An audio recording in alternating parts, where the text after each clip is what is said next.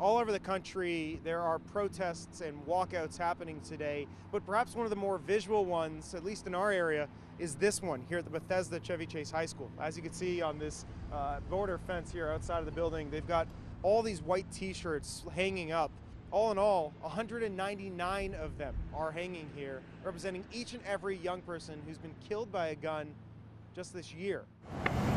You also might see those orange t-shirts in the middle. Those represent the 13 young people who lost their lives during the Columbine shooting.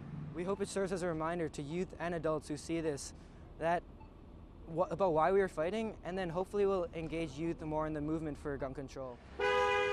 And then there was this group of young people. At first glance, it might just look like they're out here for this protest, which they are, but there's more to it. They're in a peace studies class, and they're out here every single Friday protesting for peace. They say it's especially meaningful on a day like today. And the fact that we're still out here and we still have to come out here and protest is just ridiculous, that it's so many years later and that we still have to come out here and protest for our lives. It's really empowering to know that people really care about what we have to say. You know, we might not have a vote, but we're still going to speak our minds, and someday we are going to vote. Meanwhile, there were other protests over at Gaithersburg, but in a different way. Students marched out right at 10 a.m.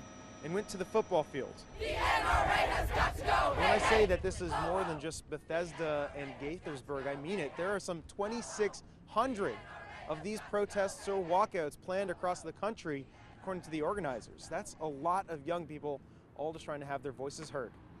Reporting here in Bethesda, Evan Koslof, WUSA 9.